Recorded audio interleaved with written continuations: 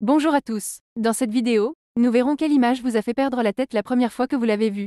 Et je vous souhaite la bienvenue sur la chaîne Questions-Réponses. La chaîne où vous trouverez réponse à tout. Je remercie Sefa Sokegbe, HT, Blandine Poitel et Thomas Santerre de nous partager leurs réponses à cette question. Nous allons commencer avec la réponse de Sefa Sokegbe. Non pas moi, mais ce petit garçon oui. Ah les premières fois. Si vous ne réalisez pas ce qui se passe, laissez-moi vous expliquer.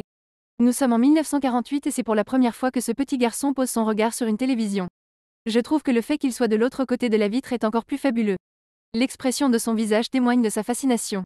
Kahan, je pense qu'aujourd'hui la télévision n'est même plus un luxe et qu'on préfère même s'en passer lol. La vie et les premières fois. Vous en pensez quoi? On va continuer avec la réponse de HT. Réponse de Maximiliano Altumer publiée dans Cora en espagnol.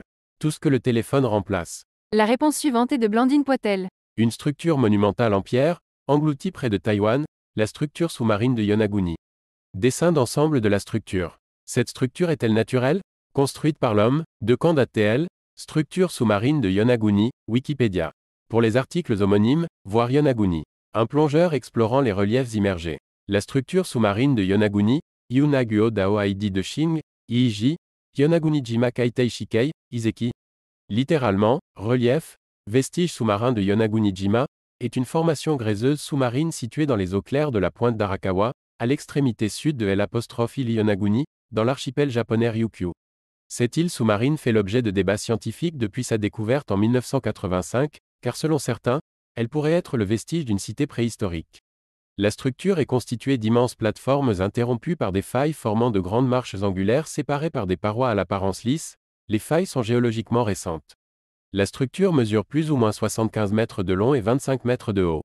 En raison de son apparence lisse, peu érodée et peu colonisée par la vie marine, certains auteurs estiment qu'elle pourrait être artificielle et très ancienne, tandis que les archéologues estiment que si elle l'était, son état serait bien plus dégradé. 1. Le site de Yonaguni de 28 km daterait de la dernière glaciation, lorsque le niveau de la mer était beaucoup plus bas qu'aujourd'hui. Le bas niveau de l'océan est démontré par un pilier de roche dans une grotte submergée interprété comme un condensé de stalactites, qui ne pouvait se former qu'en dehors de l'eau et, en 2007, des datations au carbone 14 et au beryllium 10 ont montré que les coraux étaient immergés il y a 5000 ans, tandis que le socle de grès était à l'air libre il y a un peu plus de 2000 ans. 2. Les paléogéographes doutent cependant des interprétations du professeur Masaki Kimura de l'Université des Ryukyu, qui affirme qu'au cours de cette période glaciaire, la mer du Japon était une mer fermée et la mer Jaune n'existait pas encore, permettant aux hommes et aux animaux de rejoindre les îles Ryukyu à pied. Yonaguni aurait alors été l'extrémité sud d'un pont de terre reliant le Japon et le reste de l'Asie. 3. Le professeur Masaki Kimura a estimé initialement que le site datait d'au moins 10 000 ans, époque où il aurait été hors de l'eau avant d'être immergé par une montée des eaux de plusieurs dizaines de mètres, 4, 5, puis, dans un rapport remis au 21e Congrès des sciences du Pacifique en 2007, il révisa son estimation et affirma que le site remonterait à environ 2000 ans. 6. En 1985, Kiyashiro Aratek, un organisateur de plongée touristique, en repérage pour un voyagiste en plongée sous-marine, entend parler d'un haut-fond poissonneux connu des pêcheurs locaux dont les légendes évoquent aussi un palais englouti.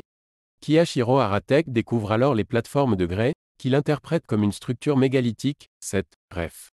Nécessaire. À l'occasion de la sortie de son livre Evans Mirror, l'écrivain Graham Hancock invite le géologue Robert Shore, de l'Université de Boston, à venir donner. Pour mémoire, il existe des structures naturelles qui ont tout l'air de structures faites par l'homme, les orgues basaltiques. Et aussi, les sphères de pierre. Bon ok, tout cela ne ressemble pas du tout à ces structures sous-marines, c'était juste pour dire que la nature pouvait aussi faire des trucs qui ressemblent à s'y méprendre à des artefacts humains.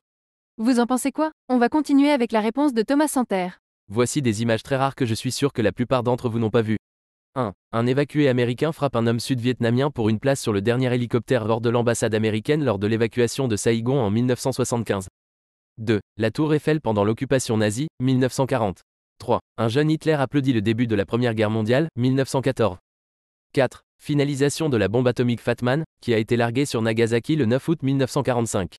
Sur son nez, il avait marqué l'acronyme Jangfu, joint Army Navy Civilian F ******. 5. Match de boxe à bord de l'USS New York, 3 juillet 1899. 6. Le gadget, la première bombe atomique, 1945. 7. Une femme juive qui cache son visage est assise sur un banc de parc marqué « Uniquement pour les juifs, Autriche, 1938 ». 8. Dernière photo de Vladimir Lénine. Il avait eu crise cardiaque à ce stade et était complètement muet, 1923. 9. Colonne du barrage Hoover en cours de remplissage de béton, février 1934, à l'amont de la rive du Nevada. 10. La dernière exécution publique par guillotine, 1939. 11. Sculpture de l'œil sur le mont Rushmore, 1930. Merci d'avoir lu cette réponse et bonne journée. La vidéo est terminée, merci d'être resté jusqu'à la fin. Merci d'avoir regardé cette vidéo, si elle vous a plu, vous pouvez vous abonner et laisser un like sur cette vidéo. C'est maintenant la fin de cette vidéo, pensez à laisser un commentaire pour nous dire si ces réponses vous ont plu. Au revoir et à la prochaine.